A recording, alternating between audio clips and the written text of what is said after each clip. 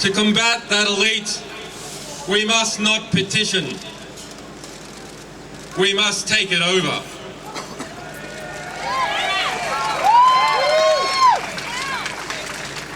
We must form our own networks of strength and mutual value, which can challenge those strengths and self-interested values of the warmongers in this country and in others that have formed hand in hand an alliance to take money from the United States, from every NATO country, from Australia, and launder it through Afghanistan, launder it through Iraq, launder it through Somalia, launder it through Yemen, launder it through Pakistan, and wash that money in people's blood.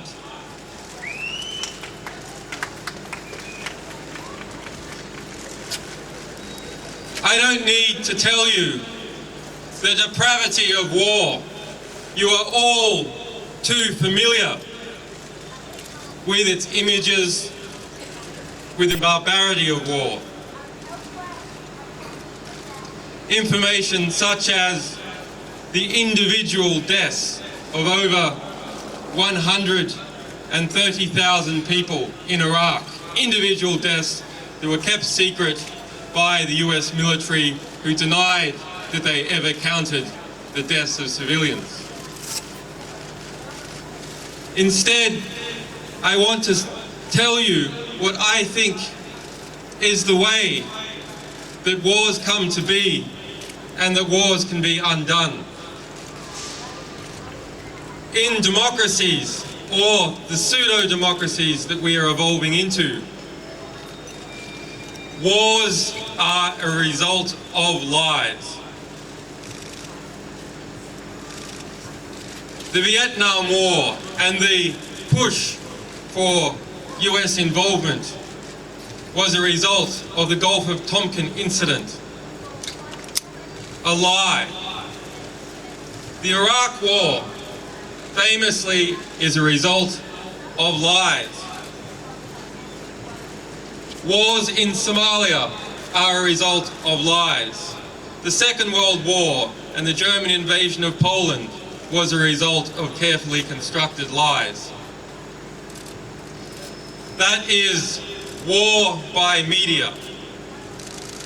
Let us ask ourselves, of the complicit media, which is the majority of the mainstream press, what is the average death count attributed to each journalist?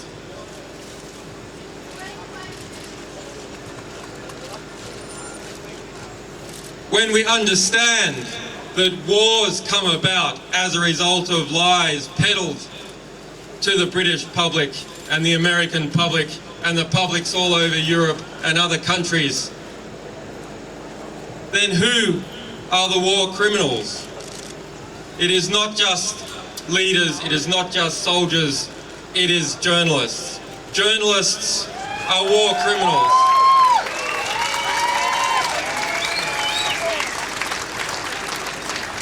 And why one might think that that should lead us to a state of despair, that the reality that is constructed around us is constructed by liars, is constructed by people who are close to those that they are meant to be policing. It should lead us also to an optimistic understanding, because if wars can be started by lies, truth can be started, peace can be started by truth.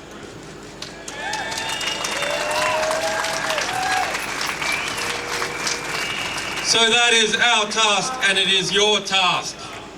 Go and get the truth. Get into the ballpark and get the ball, and give it to us, and we'll spread it all over the world.